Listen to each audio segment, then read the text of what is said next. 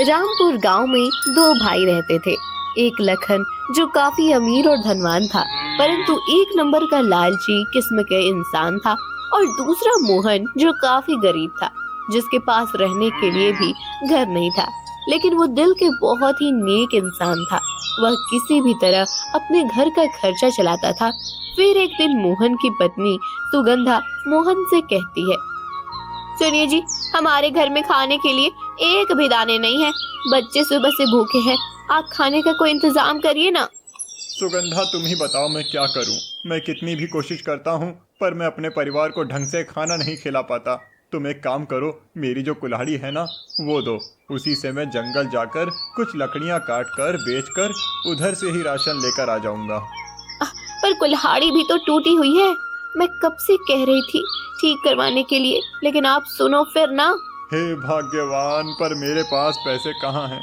उसे ठीक करवाने में 100 से 200 रुपए मांगता है। आजकल सभी का रेट आसमान छू रहा है। तो अब क्या करें? बच्चों को भूखे ही सुला दे क्या? पिंकी तो बोल रही है भूख से उसके पेट में दर्द हो रही है।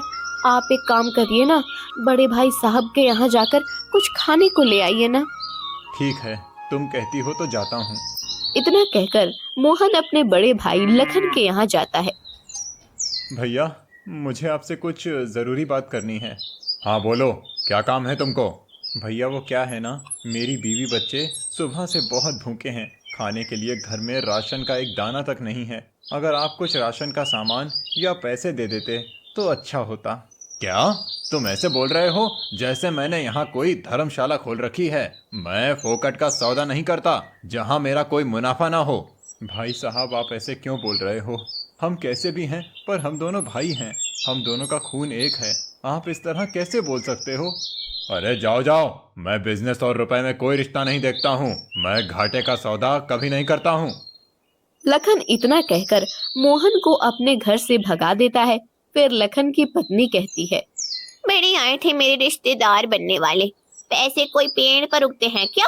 आ गए पैसे या खाना दे दो। अरे तुम शांत हो जाओ भाग्यवान, मैंने उसे भगा दिया ना।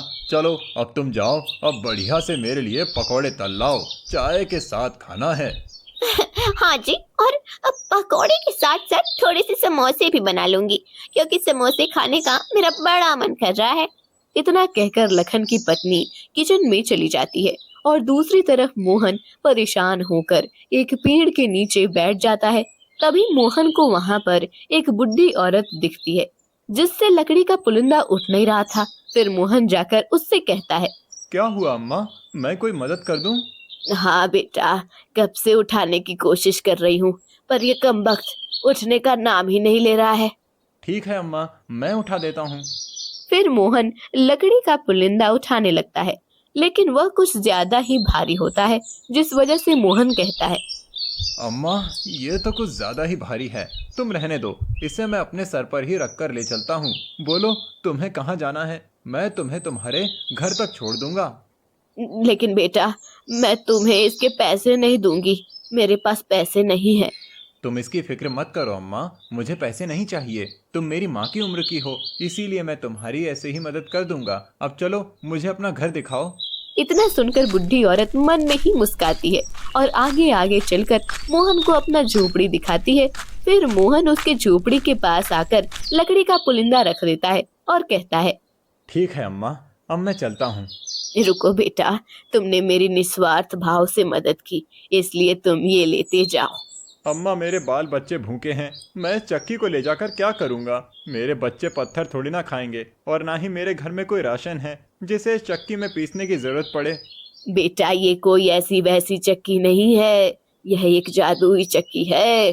तुम इस चक्की से जो कहोगे, ये चक्की तुम्हें वह सभी चीज देगा। ये तुम क्या कह रही हो अम्मा। मैं सच कह रही हूँ। ये चक्की मुझे एक जादूगरनी ने दी थी, पर मैं इसे इस उम्र में इस्तेमाल नहीं कर सकती। मुझे इसको किसी जरूरतमंद को देना था, इसलिए मैं ये चक्की तुम्हें दे रही हूँ, क्योंकि तुम मुझे दिल के नेक और ईमानदार आदमी लगे हो। और एक बात ध्यान रखना, जब इस चक्की से कोई चीज मांगो तो ये बात याद रखना, इसे रोकने के लिए इस पर लाल कपड़ा उठा देना, फिर वह उसी वक्त बंद हो जाएगा। इतना कहकर वो बुढ़ी औरत वहाँ से गायब हो जाती है। फिर मोहन उस चक्की को लेकर अपने घर चला आता है। फिर उसकी पत्नी ये देखकर सुगंधा कहती है, चक्की लेकर आए हो? मेरे बच्चे पत्थर खाएंगे क्या? मैंने आपको खाना लाने को कहा था, ये पत्थर नहीं।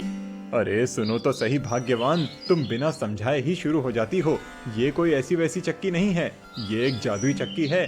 इससे हम जो मांगेंगे ये चक्की हमारी सारी मांगे पूरी करेगी।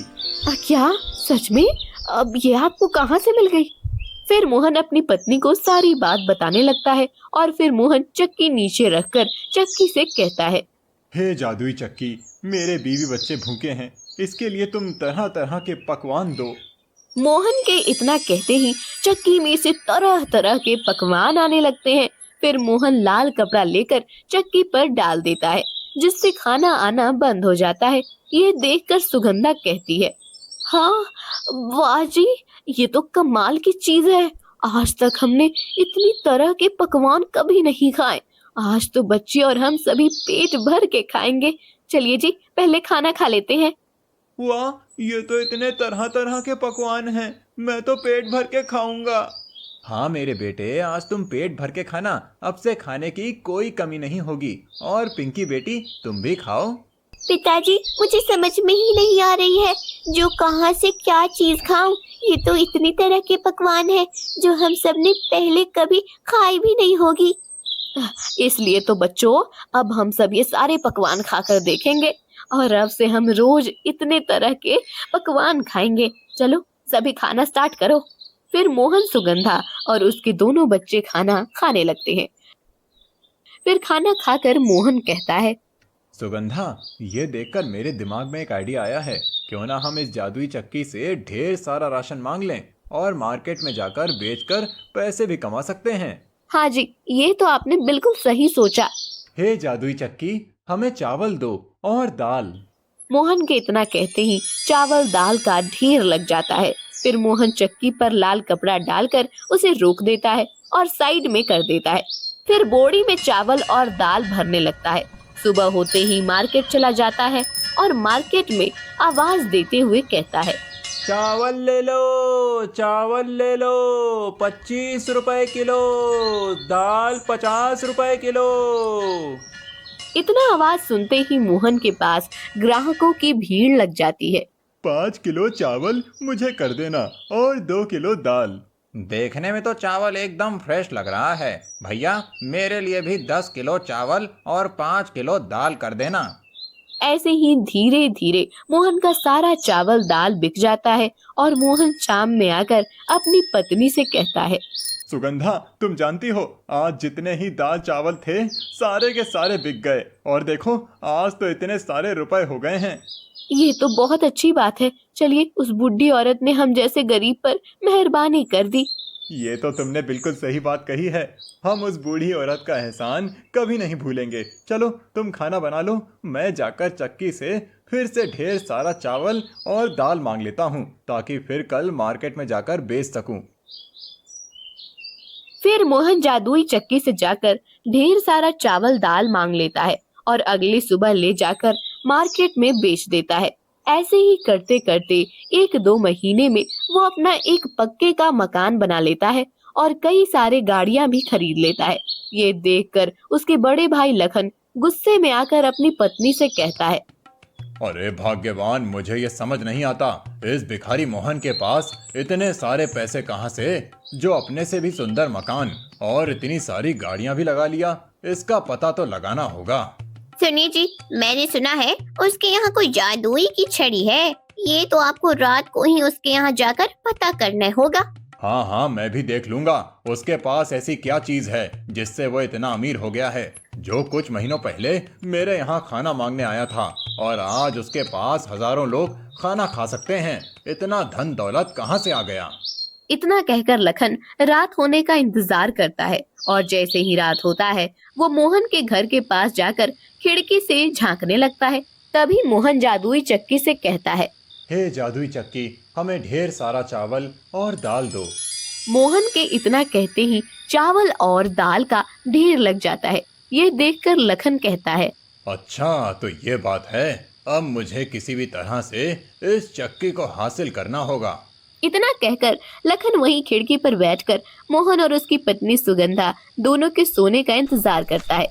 दोनों जैसे ही सो जाते हैं, लखन चुपके से जाकर चक्की को चुरा कर ले आता है और अपनी पत्नी से कहता है, अरे भाग्यवान, जल्दी करो, अपना जरूरी सामान पैक करो और चलो यहाँ से, और बंटी को भी ले चलो। हम लोग अब इस गांव को छोड़कर चले जाएंगे।